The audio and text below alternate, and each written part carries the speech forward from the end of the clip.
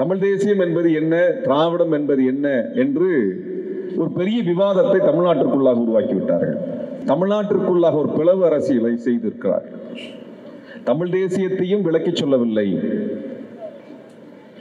திராவிடத்தின் பங்களிப்பையும் சொல்லவில்லை. இங்க பிரச்சனை அதுதான். தமிழ் தேசியம் என்றால் என்னவென்று பேசவே இல்லை.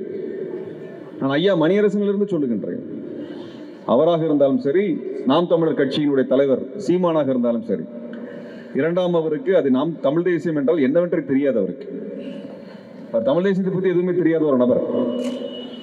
என்றால் திராவிடம் என்றால் என்னன்னு தெரியாமலே 10 வருஷம் மேடையில பேசினவர் அவர். பெரியார் என்ன சொன்னார் என்பதை வாசிக்காமலேயே 10-15 வருடமாக நான் ஒரு பெரியாரிய பேரன் என்று மேடையில பேசியவர். அவருக்கு தேவை மேடையும் மைக்கும் தான். 2008-2009 காலகட்டத்தில் தூத்துக்குடியில் இருக்கக்கூடிய வழக்கறிஞர்கள் படகை எடுத்துக்கொண்டு நாங்கள் கடல் கடக்கிறோம் என்று சென்றார்கள். கடல் எல்லையிலே அவர்களை கைது செய்தார்கள். தமிழ்நாட்டில் நடந்த பல்வேறு போராட்டங்கள் முடக்கப்பட்டன. அன்றைக்கு திமுக நம்மை எல்லாம் காப்பாற்றும் என்று நினைத்தோம். அங்கு மிகப்பெரிய ஒரு மனித சங்கிலி எல்லாம் நடந்தது. அண்ணா சிலையில் ஆரம்பித்து செங்கல்பட்டு வரை மிகப்பெரிய மனித சங்கிலி, எல்லோரும் பங்கெடுத்தோம். அவர்களை மிரட்டினார்கள். அந்த கட்சி பின்வாங்கியது. 2009 ஜனவரி 2ஆம் தேதி அல்லது 3ஆம் தேதி என்று நினைக்கின்றேன். அன்றைக்கு கலைஞர் ஒரு தீர்மானத்தை போட்டார். ஐயகோ தமிழினம் அழிகிறது என்று ஒரு தீர்மானத்தை போட்டார். அனைத்து கட்சியை சார்ந்தவர்களும் அன்றைக்கு தீக்குளித்தார்கள். யாரை எதிர்த்து என்ற கேள்வி ரொம்ப முக்கியம். இன்றைக்கு நாம் தமிழர் கட்சியில் இருக்கக்கூடிய இளைஞர்களுக்கு நான் அந்த வரலாறை சொல்ல வேண்டியது இருக்கிறது. நாங்கள் மிக கவலையோடு நாங்கள் உங்களை பார்க்கின்றோம். அந்த போராட்டங்களுக்கு நின்றிருக்கின்றோம். பல கட்சிகளை சார்ந்தவர்கள் தங்களது கட்சிகளின் நிலைப்பாடுகளை எல்லாம் கடந்து அல்லது தங்கள் கட்சி ஈழத்திற்கு ஆதரவாக இருக்கின்ற காரணத்தினால் அதற்கு ஆதரவு தெரிவித்து வலுப்படுத்தி தங்கள் மேனிக்கு தீ வைத்து இறந்தார்கள். கிட்டத்தட்ட 3 மாதத்திற்குள்ளாக 18 பேர் தீக்குளித்தார்கள். 3 மாதத்திற்குள்ளாக 2 நாளைக்கு ஒருவர் தீக்குளிக்கின்ற விகிதத்தில் தமிழ்நாட்டில் தீக்குளித்தார்கள். யாரை எதிர்த்து தீக்குளித்தார்கள்? அந்த சோர்வான காலகட்டத்தில் நாம் அடுத்து ஏதேனும் நகர்த்த வேண்டும் என்று உருவாக்கக்கூடிய ஒரு இயக்கத்திலே பிரச்சாரகராக வரக்கூடிய ஒரு இடத்தில் இருந்தவர் நாம் தமிழர்களுடைய கட்சியிலே இருந்த சீமான் ஒட்டுமொத்தமாக தனது கட்சி, அந்த கட்சியினுடைய ஏகபோக அதிபராக மாறியது அந்த கட்சியினுடைய பலவீனம். அன்றைக்கு இருந்த பெரியாரிய தலைமைகள், அதை ஊக்குவித்த தலைமைகள் கண்டித்திருக்க வேண்டும். அதை செய்ய தவறினார்கள். 1.5 வருட காலகட்டத்திற்குள்ளாக அந்த கட்சியை வளர்வதற்காக எல்லா இடத்திலும் ஓடி திரிந்தவர்கள் பெரியாரிய தோழர்கள், திராவிட இயக்க தோழர்கள். ஆனால் 1.5 வருட காலத்திற்குள்ளாக திராவிட எதிர்ப்பு நிலைப்பாட்டை எடுத்து வெளியிலே அவர் அறிவித்து வந்து நிற்கிறார். 2009 அதிமுகவிற்கு ஆதரவு, 2011 அதிமுகவிற்கு ஆதரவு, 2014 அதிமுகவிற்கு ஆதரவு என்று தொடர்ச்சியாக ஒரு கட்சி சார்பாக ஒட்டுமொத்த இளைஞர் கூட்டத்தை கொண்டு போய் நிறுத்துகிறார். என்ன பண்ணாரு? என்ன செஞ்சாரு? இங்க திராவிடம் என்கின்ற பெயரில் தெலுங்கர்கள் வந்து இதையெல்லாம் செய்து விட்டார்கள் என்று பசப்பினார்கள். பச்சை துரோகத்தை சீமான் செய்தார். ஏன் எங்களை போன்ற திமுகவிற்கு எதிர்த்து இன்றைக்கு வரைக்கும் இருக்கக்கூடிய எங்களை போன்றவர்களை எல்லாம் தனது மேடையில் ஏற்ற மாட்டேங்கிறார்? காரணம் என்ன? காரணம் என்ன? அவர் முகத்திரை கிழிந்து விடும். 2009 ரெட்டலைக்கு ஓட்டு, 2011 ரெட்டலைக்கு ஓட்டு, 2014 ரெட்டலைக்கு ஓட்டு. எந்த இடத்திலும் நாங்கள் இரட்டலைக்கு ஓட்டு கேட்டு போய் வீதியில் நிக்கல. அன்னைக்கு காங்கிரஸுக்கு எதிராக, திமுக எதிராக வீதியில நின்றோம். அதற்கு பிறகு பாஜக எதிராக நின்றோம். பாஜகவோட அதிமுக கைகோர்க்குது என்று பாஜகவிற்கும் அதிமுக எதிராக நின்றோம். என்றைக்கும் வேறொரு கட்சிக்காக, திமுகவிற்காக, அதிமுகவிற்காக வீதியில் வந்து நிற்கவில்லை. நாங்கள் வீதியில் நின்றோமா? நேர்மையான அரசியலுக்கு சொந்தக்காரர்கள் நாங்கள். சிதறடித்து அவர்கள் மீது அவதூறுகளை பரப்பி அவர்களை எல்லாம் தெலுங்கர்கள், திராவிடர் என்பவர்கள் எல்லாம் தெலுங்கர்கள், அவர்கள் எல்லாம் தமிழர்களுக்கு எதிரானவர்கள் என்றெல்லாம் பொய் பசப்பரை பேசி அந்த போராட்ட திரட்சியை முடித்து கட்டியவர், ஒழித்து கட்டியவர் சீமான். பல்வேறு கூட்டமைப்புகளை உருவாக்குவதற்கான முயற்சிகள் எடுத்தோம். திமுகவிற்கு மாற்றாக, அதிமுகவிற்கு மாற்றாக ஒரு தேர்தல் கூட்டமைப்பை உருவாக்க வேண்டும் என்று பலமுறை பேசினோம். இல்லை என்று சீமானால் சொல்லுங்க பார்ப்போம். அந்த யோகி இன்றைக்கு ரஜினிகாந்த் போய் நிக்கிறீங்களே, வெக்கமா இல்ல? இந்த வார்த்தை எத்தனை தடவை கேட்கிறது? இந்த வெக்கமா இல்லைங்கிற ஒரு வார்த்தையை சீமானுக்காக எழுதி வைக்க வேண்டியிருக்கிறது. தமிழ் தேசிய கூட்டணி என்று ஏன் தொடங்க வேண்டி வந்தது என்றால், தமிழ் தேசியத்திற்கு ஆபத்து அதிகமாகி கொண்டே போகின்ற காரணத்தினால் தமிழ் தேசிய கூட்டணியை நாங்கள் வெளிப்படையாக அறிவிக்க வேண்டியிருந்தது. என்றால் இங்கே தமிழ் தேசியம் என்பதை ஒரு ஓட்டு அரசியலுக்குள்ளாக கொண்டு போய் நிறுத்தி அந்த ஓட்டு அரசியலிலிருந்து அவரவர் தேவைக்கு ஏற்றவாறு தங்களது சுயநலத்திற்காக தங்களது தேவைகளுக்காக மடைமாற்றுகின்ற ஒரு வேலை நடந்து கொண்டே இருப்பதை இதற்கு மேலும் பொறுக்க முடியாது என்கின்ற காரணத்தினால் நாங்கள் தமிழ் தேசிய கூட்டணி என்று அறிவித்திருக்கின்றோம். அதான் காரணம். தமிழ் தேசியம் என்று மேடைக்கு மேடை பேசுவதெல்லாம் தமிழ் தேசியமாக மாறிவிடாது. தமிழ் தேசியத்திற்கென்று சில கோட்பாடுகள் இருக்கின்றன. அந்த கோட்பாடுகளுக்காக உயிர் விட்டவர்கள் இருக்கிறார்கள். அந்த கோட்பாடுகளை உயர்த்தி பிடித்து சிறைக்கு சென்றவர்கள் இருக்கிறார்கள். அந்த கோட்பாடு நிறைவேற வேண்டும் என்று களத்தில் நின்று சுயநலம் இல்லாமல் போராடி கொண்டிருப்பவர்கள் இன்றும் உயிரோடு இருக்கிறார்கள். அப்படிப்பட்ட ஒரு உன்னதமான அரசியலை அடையாளப்படுத்த வேண்டும் என்கின்ற நோக்கத்திற்காக நாங்கள் எங்கள் மௌனம் கலைத்து தமிழ் தேசிய கூட்டணி என்கின்ற இந்த கூட்டணியை உருவாக்கினோம். தமிழ் தேசியம் என்பது என்ன, திராவிடம் என்பது என்ன என்று ஒரு பெரிய விவாதத்தை தமிழ்நாட்டிற்குள்ளாக உருவாக்கிவிட்டார்கள். மிக தெளிவாக 2009க்கு பின்னாடியான ஒரு நெருக்கடியான மனச்சூழல், தமிழினத்திற்கு இருக்கக்கூடிய மிகப்பெரிய ஒரு மன நெருக்கடி உருவான காலகட்டம் 2009. அப்படிப்பட்ட ஒரு மன நெருக்கடி அதற்கு முன்பு எந்த காலகட்டத்தில் நமக்கு கிடையாது. நாம் மிகப்பெரிய நெருக்கடியை எல்லாம் நாங்கள் எதிர்கொண்டதில்லை. அப்படி 2009 உருவான அந்த மனநிலையை பயன்படுத்தி கொண்டு அன்றைக்கு கோபத்தோடு திரண்டெழுந்த தமிழின இளைஞர்களை எல்லாம் திராவிடத்திற்கு எதிராக கொண்டு போய் நிறுத்தி தமிழ்நாட்டிற்குள்ளாக ஒரு பிளவு அரசியலை செய்திருக்கிறார். தமிழ் தேசியத்தையும் விளக்கி சொல்லவில்லை, திராவிடத்தின் பங்களிப்பையும் சொல்லவில்லை. இங்க பிரச்சனை அதுதான். தமிழ் தேசியம் என்றால் என்னவென்று பேசவே இல்லை. நான் ஐயா மணியரசனிலிருந்து சொல்லுகின்றேன். அவராக இருந்தாலும் சரி, நாம் தமிழர் கட்சியினுடைய தலைவர் சீமானாக இருந்தாலும் சரி, இரண்டாம் அவருக்கு அது நாம் தமிழ் தேசியம் என்றால் என்னவென்று தெரியாது. அவருக்கு தமிழ் தேசியத்தை பற்றி எதுவுமே தெரியாத ஒரு நபர். என்றால் திராவிடம் என்றால் என்னன்னு தெரியாமலே 10 வருஷம் மேடையில் பேசினவர் அவர். பெரியார் என்ன சொன்னார் என்பதை வாசிக்காமலேயே 10-15 வருடமாக நான் ஒரு பெரியாரிய பேரன் என்று மேடையில பேசியவர். அவருக்கு தேவை மேடையும் மைக்கும் தான். அந்த மேடைக்கு ஏற்றவாறு அவர் அரசியலை பேசிக் கொண்டிருக்கக்கூடிய சூழல் இருந்தது. 2009க்கு பின்னால் தமிழ்நாட்டில் இருந்த நெருக்கடி என்ன, நம்மளுக்கான நெருக்கடி என்னவாக இருந்தது? ஈழப்படுகொலை நடக்கும் என்று நாம் நினைவில் பார்க்கவில்லை, நினைத்து கூட பார்க்கவில்லை. விடுதலை புலிகள் அழிவார்கள் என்று நாம் சற்றும் கனவில் கூட யோசிக்கவில்லை. ஒரு மிகப்பெரிய அழிவு நம் கண் முன்னால் நடந்தது. நான் எனது மாணவ பருவத்திலிருந்து ஈழ அரசியலுக்காக இயன்ற பொழுதெல்லாம் எங்களது குரலை எழுப்பி இருக்கின்றோம். மாணவர் காலத்திலிருந்து 91 நாங்கள் பார்த்த, எனது தலைமுறை பார்த்த அந்த அரசியல் 2009 உச்சகட்டத்தில் ஒரு நெருக்கடியை வந்து சந்திக்குது. யாரும் எதிர்பாராத ஒரு அதிர்ச்சிகரமான ஒரு அரசியல் முடிவாக 2009 அந்த போர் ஒரு முடிவை தருகிறது. தமிழ்நாட்டில் இருக்க நம்மளுக்கெல்லாம் இருக்கக்கூடிய மிகப்பெரிய அதிர்ச்சி என்னன்னா, ஈழத்திலிருந்து கூப்பிடும் தூரத்தில் இருக்கக்கூடிய நம்மால் எதுவும் செய்ய முடியவில்லை என்றது. அப்படிப்பட்ட ஒரு மோசமான ஒரு சூழலிலே அன்றைக்கு குரல் தமிழ்நாட்டில் மிக தெளிவாக எழுந்தது. அன்றைய தமிழ் தேசிய தோழர்கள் களத்தில் நின்று சொன்னார்கள், பெரியாரிய தோழர்கள் களத்தில் நின்று சொன்னார்கள், இந்திய அரசு ஈழத் தமிழர்களை பாதுகாக்க இயலாமல் நம்மை தடுத்துக் கொண்டிருக்கிறது என்று சொன்னார்கள். 2008-2009 காலகட்டத்தில் தூத்துக்குடியில் இருக்கக்கூடிய வழக்கறிஞர்கள் படகை எடுத்துக்கொண்டு நாங்கள் கடல் அடக்கிறோம் என்று சென்றார்கள். கடல் எல்லையிலே அவர்களை கைது செய்தார்கள். தமிழ்நாட்டில் நடந்த பல்வேறு போராட்டங்கள் முடக்கப்பட்டன. அன்றைக்கு திமுக நம்மை எல்லாம் காப்பாற்றும் என்று நினைத்தோம். அங்கு மிகப்பெரிய ஒரு மனித சங்கிலி எல்லாம் நடந்தது. அண்ணா சிலையில் ஆரம்பித்து செங்கல்பட்டு வரை மிகப்பெரிய மனித சங்கிலி, எல்லோரும் பங்கெடுத்தோம். அவர்களை மிரட்டினார்கள். அந்த கட்சி பின்வாங்கியது. 2009 ஜனவரி 2ஆம் தேதி அல்லது 3ஆம் தேதி என்று நினைக்கின்றேன், அன்றைக்கு கலைஞர் ஒரு தீர்மானத்தை போட்டார். ஐயகோ தமிழினம் அழிகிறதே என்று ஒரு தீர்மானத்தை போட்டார். ஏதோ நடந்துவிடும், ஏதேனும் நடந்துவிடும் என்று நினைத்தோம். ஆனால் அனைத்து போராட்டங்களும் ஒடுக்கப்பட்டு கொண்டே வந்த சமயத்தில் தான் செங்கல்பட்டில் மாணவர்கள் உண்ணாவிரத போராட்டத்தை நடத்தி கொண்டிருந்தார்கள். அப்பொழுதுதான் முத்துக்குமார் தன் உடலுக்கு தீ வைத்து முழங்கினான். இந்த போரில் யாரெல்லாம் பங்கு பெற்றிருக்கார் என்று ஒரு பெரும் பட்டியலை எழுதினார். பெரும் பட்டியல்.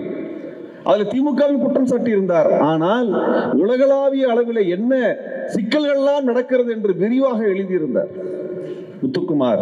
அதன் மூலமாக அரசியலுக்கு வந்தவர்கள் நாங்கள். அதுவரை அந்த அரசியலை கவனித்திருக்கின்றோம், அந்த அரசியலுக்காக பங்கு பெற்றிருக்கின்றோம், எங்கெல்லாம் போராட்டம் நடந்திருக்கிறோம் அந்த போராட்டத்தை சென்று நின்று இருக்கின்றோம். ஆனால் முத்துக்குமாரினுடைய இழப்பிற்கு பிறகு அமைப்பாக திரள வேண்டும் என்று முடிவெடுத்து திரண்டு நின்றோம். அப்படி தமிழ்நாட்டிலே 2009 அந்த ஜனவரியினுடைய இறுதி வாரத்தில் முத்துக்குமார் தீக்குளிக்கிறார். அவர் புரட்சிகர இயக்கத்தை சார்ந்தவர், தமிழ் தேசிய இயக்கத்தை சார்ந்தவர். அதற்கு பிறகு 2 நாட்களில் பள்ளப்பட்டி ரவி தீக்குளிக்கின்றார். அதற்கடுத்த நாளிலே வட சென்னையிலே அமரேசன் தீக்குளிக்கின்றார். அமரேசன் திமுக காரர். அதற்கு பிறகு சீர்காழி ரவிச்சந்திரன் தீக்குளிக்கின்றார். அவர் காங்கிரஸ் கட்சிக்காரர். வாணியம்பாடியிலே சீனிவாசன் தீக்குளிக்கிறார். அவர் தேமுதிக கட்சிக்காரர். கடலூர் ஆனந்த் தீக்குளிக்கிறார். அவர் விடுதலை சிறுத்தைகள் கட்சியை சார்ந்தவர். அனைத்து கட்சியை சார்ந்தவர்களும் அன்றைக்கு தீக்குளித்தார்கள். யாரை எதிர்த்து என்ற கேள்வி ரொம்ப முக்கியம். இன்றைக்கு நாம் தமிழர் கட்சியில் இருக்கக்கூடிய இளைஞர்களுக்கு நான் அந்த வரலாறை சொல்ல வேண்டியது இருக்கிறது. நாங்கள் மிக கவலையோடு நாங்கள் பார்க்கின்றோம். அந்த போராட்ட களத்தில் நின்றிருக்கின்றோம். பல கட்சிகளை சார்ந்தவர்கள் தங்களது கட்சிகளின் நிலைப்பாடுகளை எல்லாம் கடந்து அல்லது தங்கள் கட்சி ஈழத்திற்கு ஆதரவாக இருக்கின்ற காரணத்தினால் அதற்கு ஆதரவு தெரிவித்து வலுப்படுத்தி தங்கள் மேனிக்கு தீ வைத்து இறந்தார்கள். கிட்டத்தட்ட 3 மாதத்திற்குள்ளாக 18 பேர் தீக்குளித்தார்கள். 3 மாதத்திற்குள்ள 2 நாளைக்கு ஒருவர் தீக்குளிக்கின்ற விகிதத்தில் தமிழ்நாட்டில் தீக்குளித்தார்கள். யாரை எதிர்த்து தீக்குளித்தார்கள்? இந்திய அரசை எதிர்த்து தீக்குளித்தார்கள். அன்றைக்கு இந்திய அரசினுடைய கப்பல் படையும் விமானப்படையும் உளவுப்படையும் முழுமையாக இலங்கை அரசிற்கு துணை செய்தது. அதை எதிர்த்து கேட்கின்ற திராணி திமுகவிற்கு இல்லை என்கின்ற கோபம் எங்களுக்கு இருந்தது. ஆனால் போரை நடத்தியது இந்திய அரசு. இந்திய அரசு தானே போரை நடத்தியது. அன்றைக்கு 2009 களத்தில் இருந்த அத்தனை பேரும் இந்திய அரசு செய்கின்ற இந்த அட்டூழியத்தை எதிர்த்து தானே போராட்டம் நடத்தினோம். பெரியார் திராவிட கழகத்தினுடைய தோழர் இங்கே குமரன் இருக்கின்றார். இந்திய ராணுவத்தினுடைய பங்களிப்பை தடுத்து நிறுத்த வேண்டும் என்று சொல்லி கிட்டத்தட்ட 72 ராணுவ வாகனங்களை, ஆயுதம் தாங்கிய ராணுவ வாகனங்களை கோவையின் எல்லையில மறித்து நின்றார் தோழர் கோவை ராமகிருஷ்ணன் அவர்கள். திராவிட இயக்கத்தை சார்ந்தவர், பெரியார் இயக்கத்தை சார்ந்தவர். அன்றைய போராட்டத்தில் மதிமுக கலந்து கொண்டது, புரட்சிகர இளைஞர் முன்னணி கலந்து கொண்டது, கட்சி சார்பற்ற எண்ணற்றோர் கலந்து கொண்டார்கள். இப்படி நடந்த ஒரு போராட்டம் 2009 இனப்படுகொலை நடக்கிறது. நடந்து முடிந்த பிறகு இருக்கக்கூடிய ஆற்றாமை, இந்திய அரசு நம்மை வஞ்சித்து விட்டது என்கின்ற கோபம் எல்லோருக்கும் இருந்தது. அப்ப இந்திய அரசு கேள்வி கேட்க வேண்டும். இந்திய அரசை இந்த குற்றச்சாட்டிலே குற்றவாளியாக சேர்க்க வேண்டும் என்ற போராட்டம் தமிழ்நாடு முழுக்க நடந்தது. ஆனால் ராணுவத்தை யார் கட்டுப்பாட்டில் வைத்திருக்கிறார்கள்? கப்பல் படை யார் கட்டுப்பாட்டில் வைத்திருக்கிறார்கள்? உளவுப்படை யாருடைய கட்டுப்பாட்டில் இயங்குகிறது? அன்றைக்கு தஞ்சையில் இருக்கக்கூடிய இந்த ராணுவ விமான தளத்தை முற்றுகையிடுகின்ற போராட்டம் நடந்தது. ஐயா மணியரசன் அதை செய்தார். பல்வேறு தமிழ் தேசிய இயக்கங்கள் அதை முன்னெடுத்தது. காரணம், தஞ்சை விமான நிலையத்திலிருந்து அங்கே உதவிக்கு விமானங்கள் சென்றன என்ற செய்தி வந்த காரணத்தினார். இதையெல்லாம் யார் செய்தார்கள்? இந்திய அரசு செய்தது. இதை எதிர்த்து நிற்பதற்கு திமுக தயாராக இல்லை அல்லது இயலவில்லை. ஏன்னா இன்றைக்கு மோடி என்ன செய்கிறாரோ, ஒரு மாநில கட்சிகளை, ஒரு மாநில ஆட்சிக்கு என்ன நெருக்கடி கொடுக்கிறாரோ அன்றைக்கு அதை காங்கிரஸ் செய்தது. மாநில கட்சிகளை முடக்கியது. அதை எதிர்த்து நின்று மக்கள் போராட்டத்துக்கு தலைமை தாங்க வேண்டிய பொறுப்பை திமுக மேற்கொள்ளவில்லை, கலைஞர் மேற்கொள்ளவில்லை என்கின்ற கோபம், ஏமாற்றம் எல்லோருக்கும் இருந்தது. அப்ப தமிழ்நாட்டிலே ஒரு மாற்று அரசியல், ஒரு புரட்சிகரமான ஒரு அரசியல், தேர்தல் களத்தையும் கையாளக்கூடிய அரசியல் தேவை என்று எல்லோரும் உணர்ந்தார்கள். அப்படியாகத்தான் இங்கே ஒரு அமைப்பு திரட்சி வர ஆரம்பித்தது. எல்லாரும் போராட்ட காலத்தில் இருந்தவங்க எல்லாம் இனப்படுகொலைக்கு பிறகு அந்த சோர்வான காலகட்டத்தில் நாம் அடுத்து ஏதேனும் நகர்த்த வேண்டும் என்று உருவாக்கக்கூடிய ஒரு இயக்கத்திலே பிரச்சாரகராக வரக்கூடிய ஒரு இடத்தில் இருந்தவர் நாம் தமிழர்களுடைய கட்சியிலே இருந்த சீமான் ஒட்டுமொத்தமாக தனது கட்சி, அந்த கட்சியினுடைய ஏகபோக அதிபராக மாறியது அந்த கட்சியினுடைய பலவீனம். அன்றைக்கு இருந்த பெரியாரிய தலைமைகள், அதை ஊக்குவித்த தலைமைகள் கண்டித்திருக்க வேண்டும். அதை செய்ய தவறினார்கள். 1.5 வருட காலகட்டத்திற்குள்ளாக அந்த கட்சியை வளர்வதற்காக எல்லா இடத்திலும் ஓடித்திருந்தவர்கள் பெரியாரிய தோழர்கள், திராவிட இயக்க தோழர்கள். ஆனால் 1.5 வருட காலத்திற்குள்ளாக திராவிட எதிர்ப்பு நிலைப்பாட்டை எடுத்து வெளியிலே அவர் அறிவித்து வந்து நிற்கிறார். 2009 அதிமுகவிற்கு ஆதரவு, 2011 அதிமுகவிற்கு ஆதரவு, 2014 அதிமுகவிற்கு ஆதரவு என்று தொடர்ச்சியாக ஒரு கட்சி சார்பாக ஒட்டுமொத்த இளைஞர் கூட்டத்தை கொண்டு போய் நிறுத்துகிறார். தமிழ் தேசிய போராட்ட எழுச்சி 2009 பிறகு வருகிறது. தமிழ் தேசியம் என்ன கேட்கிறது? தமிழர்களுக்கு என்று ஒரு இறையாண்மை இருக்கிறது, எங்களுக்கு என்று ஒரு கோரிக்கை இருக்கிறது. நமக்கு கோரிக்கை இல்லையா? நமக்கென்று விருப்பம் கிடையாதா? நமக்கென்று நலன் கிடையாதா? நமக்கென்று அரசியல் பார்வை கிடையாதா? இலங்கை குறித்து நமக்கு அரசியல் பார்வை கிடையாதா? சிங்களத்தை குறித்து நமக்கு அரசியல் பார்வை கிடையாதா? 20 பேரை இழந்திருக்கின்றோம் 3 மாத காலகட்டத்திற்குள்ளாக. வீதிகளிலே, தமிழ்நாட்டின் வீதிகளிலே தீக்கு தனது உடலை கொடுத்து அந்த ஈகியரான அந்த மக்களினுடைய குரல் என்ன? இந்திய அரசு செய்த துரோகம். அதை எதிர்த்து கேள்வி கேட்க வேண்டும் என்ற கோபத்தோடு கிளம்பிய இளைஞர்களை எல்லாம் என்ன பண்ணாரு? என்ன செஞ்சாரு? இங்க திராவிடம் என்கின்ற பெயரில் தெலுங்கர்கள் வந்து இதையெல்லாம் செய்து விட்டார்கள் என்று பசப்பினார்கள். பச்சை துரோகத்தை சீமான் செய்தார். பச்சை துரோகம். ஏன் எங்களை போன்ற திமுகவிற்கு எதிர்த்து இன்றைக்கு வரைக்கும் இருக்கக்கூடிய எங்களை போன்றவர்களை எல்லாம் தனது மேடையில் ஏற்ற மாட்டேங்கிறார்? காரணம் என்ன? காரணம் என்ன? அவர் முகத்திரை கிழிந்து விடும், கிழித்து தொங்க விட்டுருவோம். 2009 ரெட்டலைக்கு ஓட்டு, 2011 ரெட்டலைக்கு ஓட்டு, 2014 ரெட்டலைக்கு ஓட்டு. எந்த இடத்திலும் நாங்கள் இரட்டலைக்கு ஓட்டு கேட்டு போய் வீதியில் நிக்கல. அன்னைக்கு காங்கிரஸுக்கு எதிராக, திமுக எதிராக வீதியில் நின்றோம். அதற்கு பிறகு பாஜக எதிராக நின்றோம். பாஜகவோட அதிமுக கைகோர்க்கிறது என்று பாஜகவிற்கும் அதிமுக எதிராக நின்றோம். என்றைக்கும் வேறொரு கட்சிக்காக, திமுகவிற்காக, அதிமுகவிற்காக வீதியில் வந்து நிற்கவில்லை. நாங்கள் வீதியில் நின்றோமா? நேர்மையான அரசியலுக்கு சொந்தக்காரர்கள் நாங்கள். அப்ப இந்த நேர்மையான ஒரு அரசியல் திரட்சி இந்திய அரசு குற்றவாளியாக, யாரையெல்லாம் குற்றவாளியாக, அன்றைக்கு இருந்த மன்மோகன் சிங் அரசியல் பங்கெடுத்த அனைவரும் குற்றவாளிகள். ப. சிதம்பரம் உள்ளிட்டவர்கள் குற்றவாளிகள். அவர்கள் சர்வதேச நீதிமன்றத்தை நிறுத்த வேண்டும் என்கின்ற போராட்டத்தை எடுத்த தோழர்களை எல்லாம் சிதறடித்து, அவர்கள் மீது அவதூறுகளை பரப்பி, அவர்களை எல்லாம் தெலுங்கர்கள், திராவிடர் என்பவர்கள் எல்லாம் தெலுங்கர்கள், அவர்கள் எல்லாம் தமிழர்களுக்கு எதிரானவர்கள் என்றெல்லாம் பொய் பசப்பரை பேசி அந்த போராட்ட திரட்சியை முடித்து கட்டியவர், ஒழித்து கட்டியவர் சீமான். 15 வருஷம் கழிச்சு பேச வேண்டிய தேவை எனக்கு இருக்கிறது. காரணம், இத்தனை ஆண்டுகள், கிட்டத்தட்ட 2014 வரை நாங்கள் பல்வேறு முயற்சிகள் எடுத்தோம். பல்வேறு கூட்டமைப்புகளை உருவாக்குவதற்கான முயற்சிகள் எடுத்தோம். திமுகவிற்கு மாற்றாக, அதிமுகவிற்கு மாற்றாக ஒரு தேர்தல் கூட்டமைப்பை உருவாக்க வேண்டும் என்று பல முறை பேசினோம். இல்லை என்று சீமானவர் சொல்லுங்க பார்ப்போம். அந்த யோகி இன்றைக்கு ரஜினிகாந்த் போய் நிக்கிறீங்களே, வெக்கமா இல்ல? இந்த வார்த்தை எத்தனை தடவை கேட்கிறது? இந்த வெக்கமா இல்லைங்கிற ஒரு வார்த்தையை சீமானுக்காக எழுதி வைக்க வேண்டியிருக்கிறது. காஷ்மீருக்கு ஆதரவு, கமலஹாசன் கட்சி ஆரம்பிச்சா போய் கைகோர்க்கிறது, ரஜினிகாந்த் போய் கைபிடிச்சிட்டு இருக்கிறது. இப்ப சீமான் வந்து விஜய் வந்தாரு எனக்கு தம்பி ஆவார்ன்றது, அவர் திராவிடன் சொன்ன எனக்கு எதிரின்னு சொல்லிடுறது. திராவிடன் என்று சொல்லிட்டாங்கன்னா அவ்வளவு கோபத்துல பத்திரிகையாளர் சந்திப்பில் கோபமா வெடிப்பது. திராவிடன் என்று சொன்னால் கோபமா வெடிக்கக்கூடிய சீமான், சங்கி என்று சொன்னால் சிரித்து புன்னகையோடு அவருக்கு ஒரு அர்த்தத்தை கொடுக்கின்றார். உங்கள் மூஞ்சியை நீங்களே காமிச்சதற்கு நான் நன்றி தெரிவிக்கின்றேன். இத்தனை ஆண்டுகளில் அயோக்கியத்தனமா இல்ல? அயோக்கியத்தனமா இல்ல? இந்துத்துவ அமைப்பு தமிழை ஏற்கவில்லை, தமிழ்நாட்டை ஏற்கவில்லை, தமிழர்களை ஏற்கவில்லை, விடுதலை புலிகளை ஏற்கவில்லை, பிரபாகரனை காப்பாற்ற முன்வரவில்லை, ஈழத்திற்காக எதுவும் செய்யவில்லை, சிங்களத்தோடு கைகோர்த்து இருக்கக்கூடிய சங்கிகளை, அதற்கு எனது நண்பன் என்று சொல்லக்கூடிய ஒருவரை வீழ்த்துவதுதான் தமிழ் தேசியத்தினுடைய முதல் படியாக இருக்க வேண்டும். பச்சை துரோகி, பச்சை துரோகி சீமான், உனக்கு எதிராக எங்கள் படை நிற்கும் சொல்றோம். நாங்க திமுக வைத்து நிக்கிறோம். நாங்க போய் இங்க திமுக ஜெயிச்ச உடனே ஐயா ஸ்டாலின் சொல்லி மாலை போட்டு போய் நிக்கல கைகட்டி. ஜெயலலிதா அம்மையார் போய் கைகட்டி நாங்க நிக்கல. இந்த அரசியல் நாங்க இல்ல. யாரா இருந்தாலும் துணிஞ்சு நிப்போம். நாங்க இந்த கூட்டம் நடத்துறது கூட அனுமதி நேற்றுக்கு வரைக்கும் நின்னோம். உங்க கட்சி மாதிரி நீங்க பேசுறதுக்கு எல்லாம் அனுமதி கொடுக்கக்கூடிய இடத்துல எங்களுக்கு கிடையாது.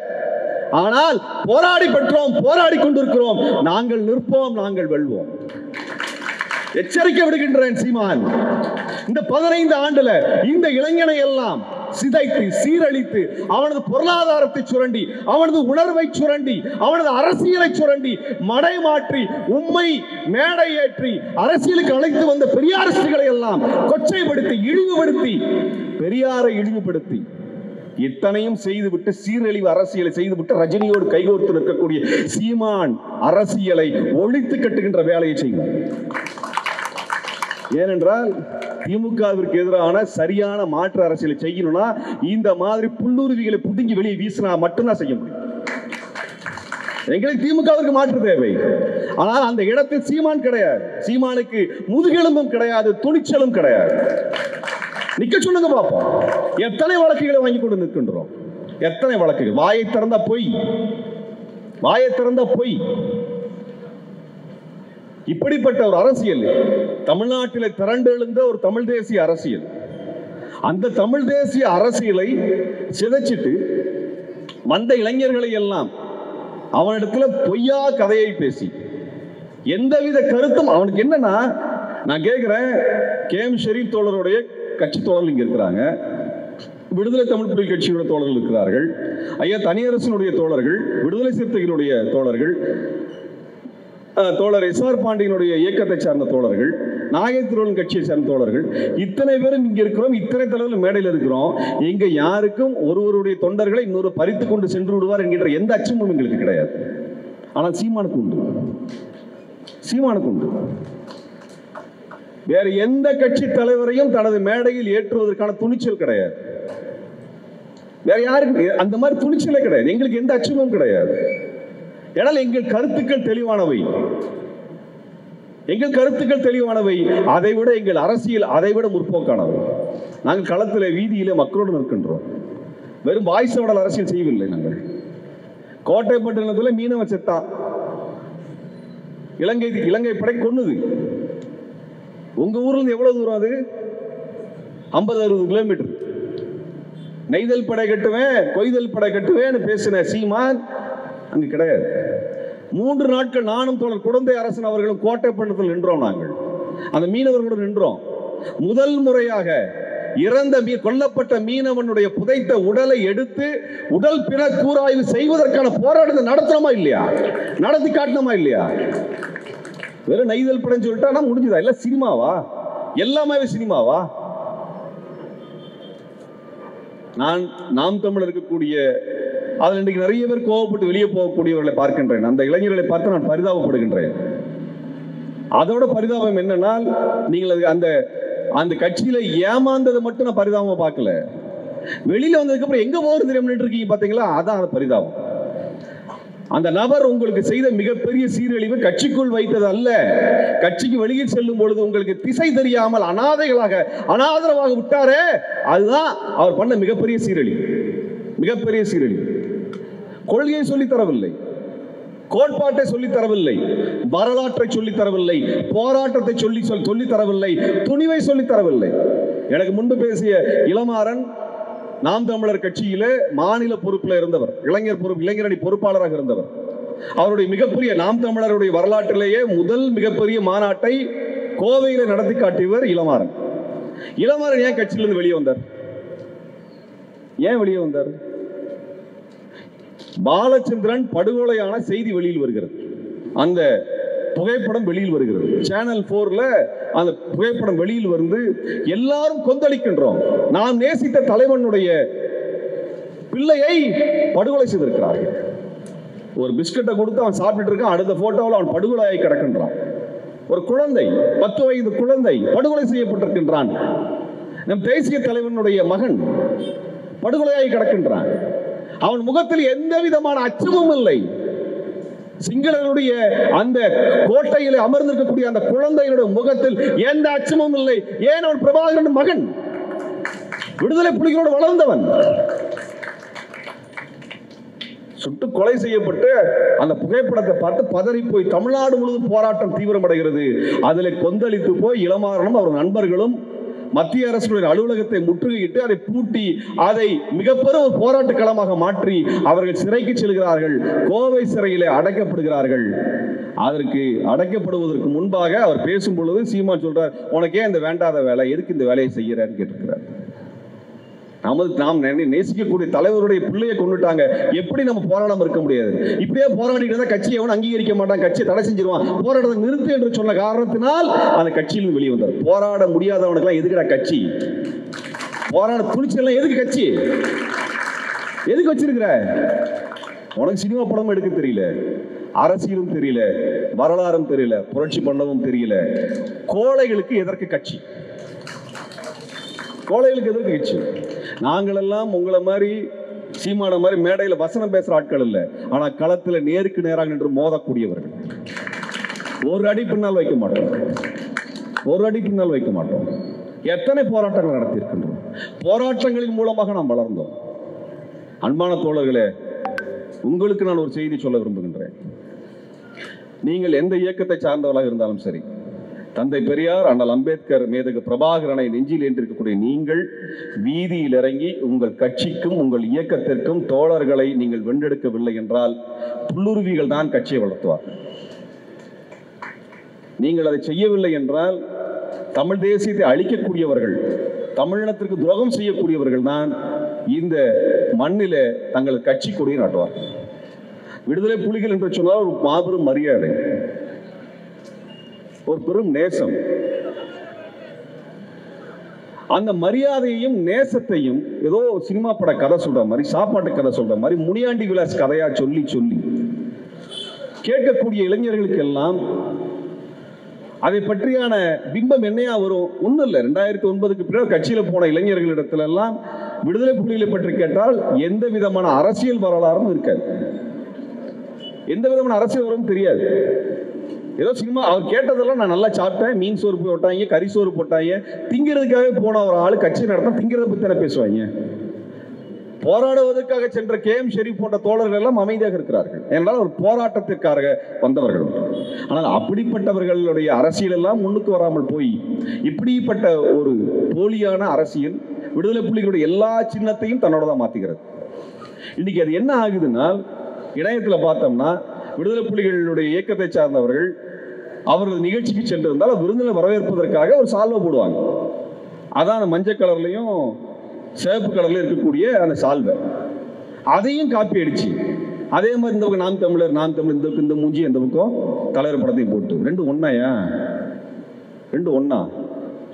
கற்பாம்பூச்சியை பார்த்தா பயந்து ஓடுற நீயும், துணிந்து நின்று இந்திய படை எதிர்த்து நின்ற பிரபாகரனும் ஒன்றா?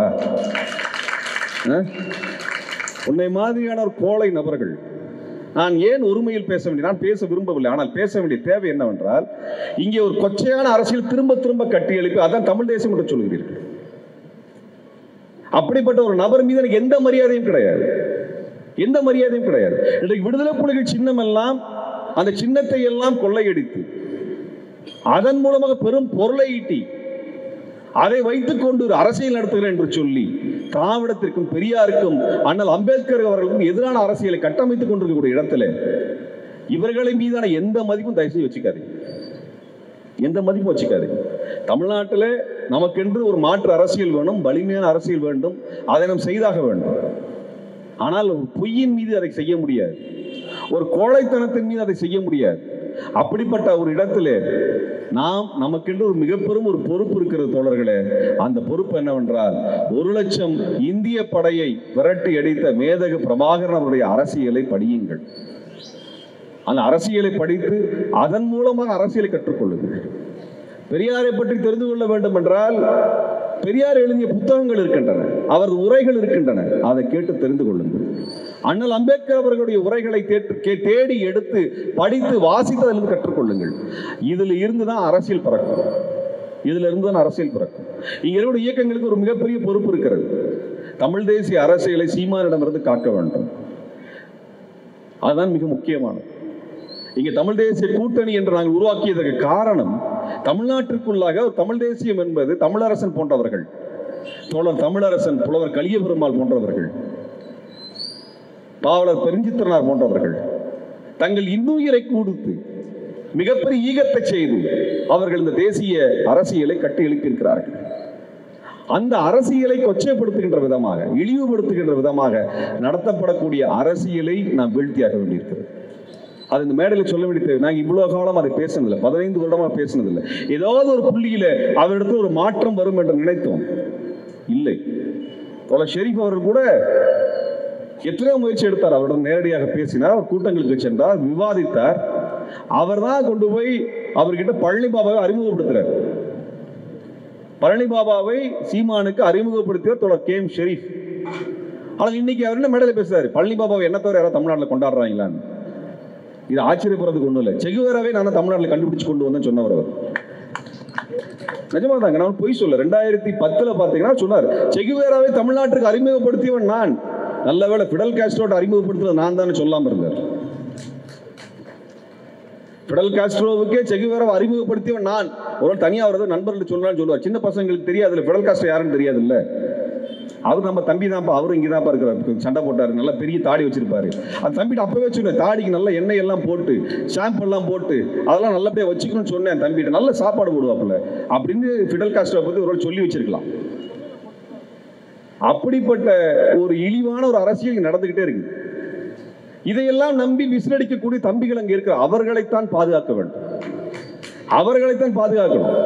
அந்த இளைஞர்கள் தமிழ்நாட்டிற்கு தேவை. அவர்கள் தான் இந்த இனத்தின் மீது, தமிழர்கள் மீது ஒரு இனப்பற்றோடு, இவர்களுக்கு ஒரு அரசியல் தேவை, அதிகாரம் தேவை என்று வந்த இளைஞர்கள் அவர் பின்னால் போய் நிற்கிறார்கள். அவர்களுக்கு எதுவுமே தெரியல. ஏன்னா எந்த கூட்டத்துக்கும் போறது இல்லையே.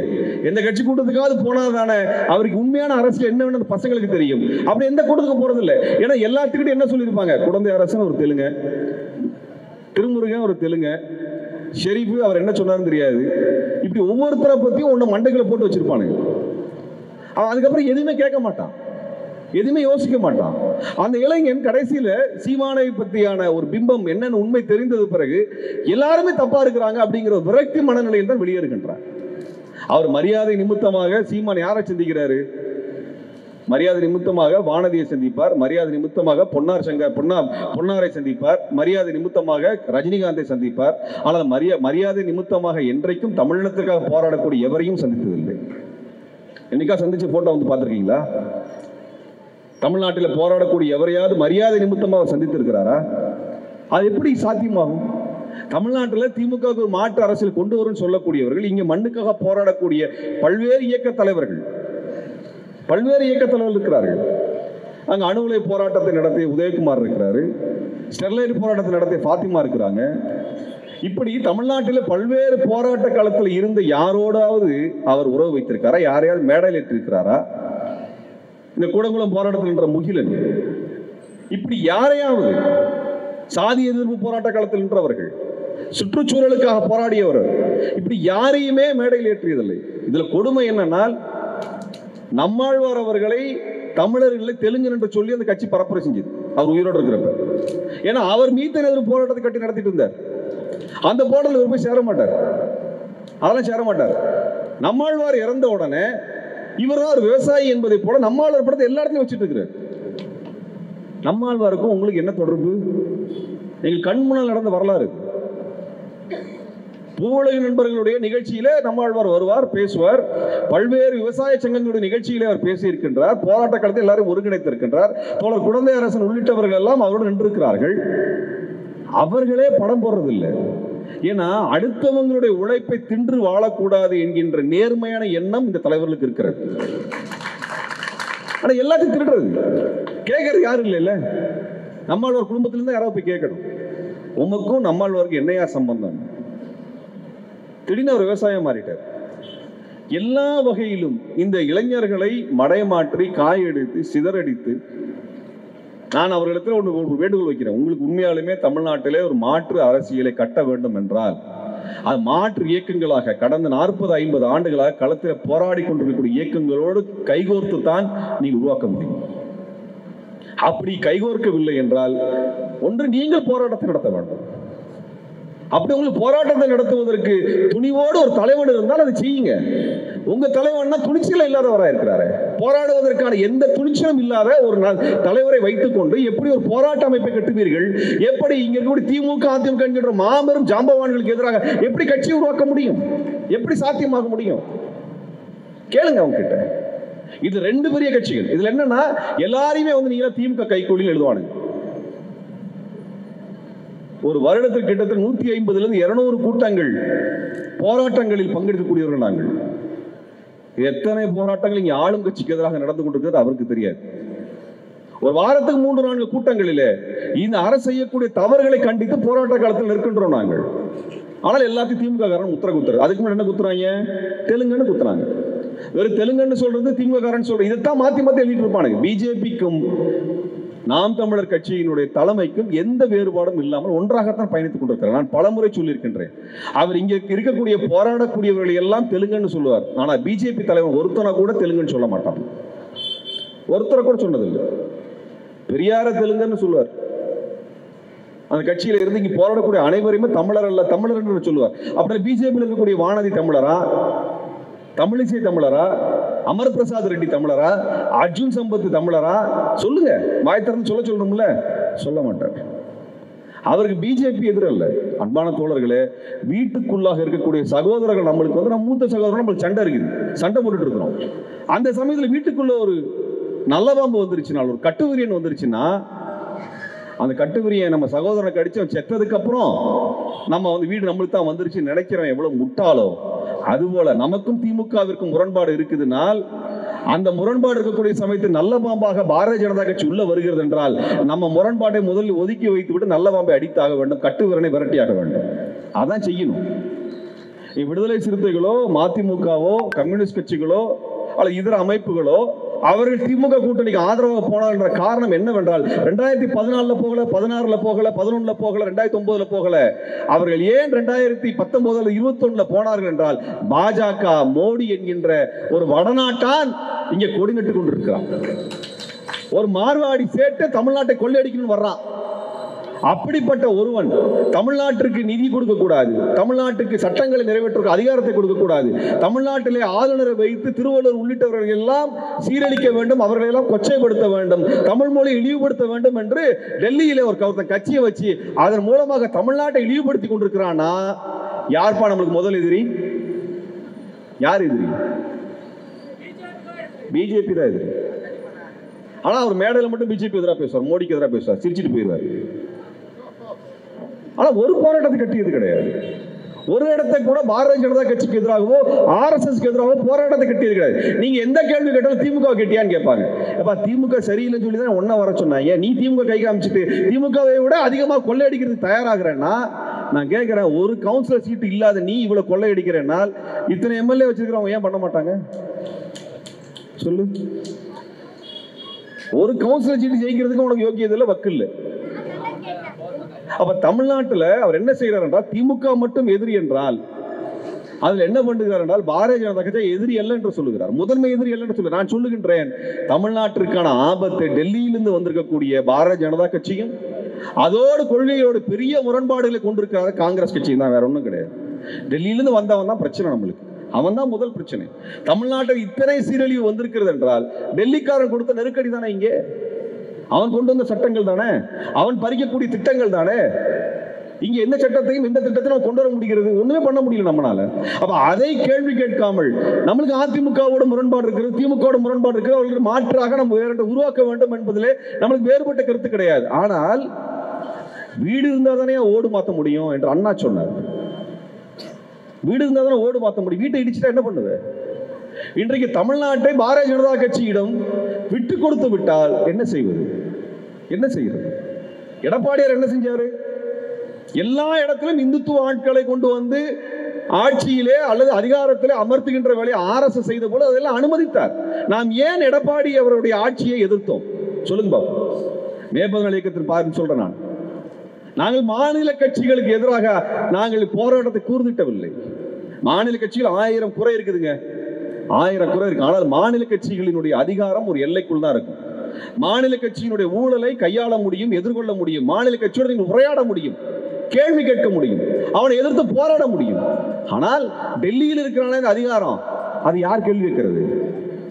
யார் கேள்வி கேட்கிறது? இங்க எம்ஜிஆர் நகர்ல இந்த 3 பெரிய ஆளுமைகளுக்கு கூட்டம் நடத்தக்கூடாது என்று ஒரு மாநில கட்சி சொல்லுமோ, டெல்லிக்காரன் சொல்லுவானா? யார் சொல்லுவா? யார் சொல்லுவா? இந்த புரிதல் கூட இல்லை என்றால் எப்படி அரசியல் நிற்க முடியும்? இங்க திருவள்ளுவர் சிலைக்கு கொச்சையாக காவி உடை போடுவது, திருக்குறளை சனாதனத்தம் என்று சொல்லுவது, ஹிந்தி மொழியை திணிப்பது, நமக்கான வரி வருவாய் நிறுத்தி வைப்பது, இத்தனையும் செய்யக்கூடியது யாரு? அவன் தானே நம்மளுக்கான எதிரியாக இருக்க முடியும். அதை எதிர்த்து போராடவில்லை என்று அதிமுக திமுக குறை சொல்லலாமே ஒழிய, அதிமுக திமுக மட்டும்தான் முதன்மை எதிரி என்று சொன்னோம் என்றால் பாரதிய ஜனதா கட்சியில் இணக்கமாக இருக்கிறோம் என்றுதான் அர்த்தம். இங்க முதன்மை எதிரியாக இருக்கக்கூடிய அந்த இந்துத்துவத்தை எதிரியாக, சாதிய இந்துத்துவத்தை எதிரியாக, சனாதன இந்துத்துவத்தை எதிரியாக முன்னிறுத்தாதவன் தமிழ் தேசியவாதி கிடையாது. தமிழ் தேசியவாதி கிடையாது. எழுதி வைத்துக் கொள்ளுங்கள். சாதிய குடி என்று சொல்லி ஒருவன் ஏமாற்றுகிறான் என்றால் அவன் தமிழ் தேசியவாதி கிடையாது. குடி என்றால் பழங்குடிக்கு தான் குடி என்ற பெயரை சொல்லுவார்கள். ஏனென்றால் பழங்குடிகளுக்கு தான் தனி சொத்து கிடையாது. பணக்காரன் ஏழை பணக்காரன் கிடையாது. மீனவர்களே பழங்குடி என்று சொல்லுகிறார்கள். காரணம், மீனவனுக்கு கடல் பொதுவானது. கடல்ல அவன் ஏக்கர் போட்டு பிரிச்சு வச்சுக்கல, ஒவ்வொரு மீனவன் தனியாக. காடிலே வசிக்கக்கூடிய பழங்குடிகளை குடிகள் என்று சொல்லுகிறோம். ஏன்னா காடு பொதுவானது, காடு பொதுவானது, அதனால குடி என்று சொல்லுகிறோம். அவனை சாதி என்று சொல்லுவதில்லை. ஆனால் தனி சொத்திலிருந்து ஏற்றத்தாழ்விலிருந்து எல்லாத்தையும் வைத்திருக்கக்கூடிய அந்த கட்டமைப்பை ஜாதி தான் கொண்டு வந்தது. ஜாதி ஒருபொழுதும் குடியாகாது. குடி என்பது ஜனநாயக பண்பு கொண்டது, ஜாதி என்பது சனாதன பண்பு கொண்டது. அந்த ஜாதியை எவனாவது குடி என்று சொன்னால் அவன் சாதி வெறியன், அவன் சாதி வெறியன், அவன் சாதி வெறியன் என்று சொல்லி சாதியை ஒழிக்கக்கூடிய தமிழ் தேசியத்தை தான் தமிழ் அரசன் உயர்த்தி பிடித்தார்.